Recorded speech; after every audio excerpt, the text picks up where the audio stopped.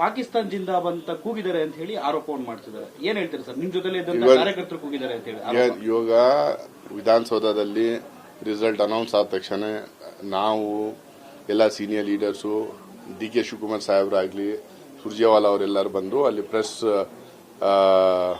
ಪ್ರೆಸ್ಗೆ address ಮಾಡಿ ಅದಾದ್ಮೇಲೆ ಸ್ವಲ್ಪ ಈ ಕಡೆ ಬಂದಾಗೆಲ್ಲ ಎಲ್ಲಾ ಕಾರ್ಯಕರ್ತರು ಸ್ವಲ್ಪ ಎತ್ಕೊಂಡು ಹುಮ್ಮಸ್ಸಿಂದ ಎಲ್ಲರೂ ಸ್ಲೋಗನ್ಸ್ ಕೂಗ್ತಾ ಇದ್ರು. ನಾನು ಕೇಳಿದ ಹಾಗೆ ನಾಸೀರ್ ಹುಸೇನ್ ಜಿಂದಾಬಾದ್, ಕಾಂಗ್ರೆಸ್ ಪಾರ್ಟಿ ಜಿಂದಾಬಾದ್, ನಾಸೀರ್ ಖಾನ್ ಜಿಂದಾಬಾದ್, ನಾಸೀರ್ ಸಾಬ್ ಜಿಂದಾಬಾದ್ ಅನ್ನೆಲ್ಲ ಕೇಳ್ತಾ ಇದ್ರು. ಅದೇನ್ ಮಾಧ್ಯಮಗಳಲ್ಲಿ ತೋರಿಸ್ತಾ ಇದ್ರು ಅದು ನಾನು ಕೇಳಲಿಲ್ಲ.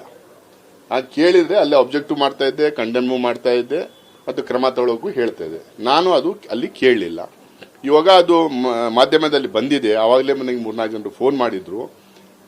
ನಾನು ನಮ್ಮ ಪಾರ್ಟಿಯವರಿಗೆ ತಿಳಿಸಿದ್ದೀನಿ ಅದಕ್ಕೆ ಒಂದು ತನಿಖೆ ಆಗಲಿ.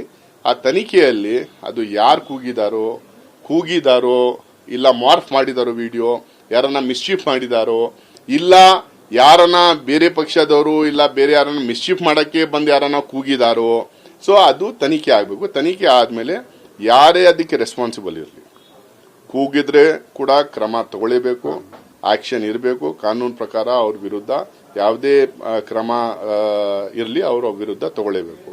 ಇಲ್ಲ ಯಾರನ್ನ ಮಾರ್ಫ್ ಮಾಡಿ ಅದು ವಿಡಿಯೋ ಮಾಡಿದ್ದಾರೆ ಅವ್ರ ವಿರುದ್ಧನೂ ಕೂಡ ಕ್ರಮ ತಗೊಳ್ಳಬೇಕು. ಅವ್ರ ವಿರುದ್ಧ ಕೂಡ ಡಿಫಾಮೇಷನ್ ಆಗಬೇಕು.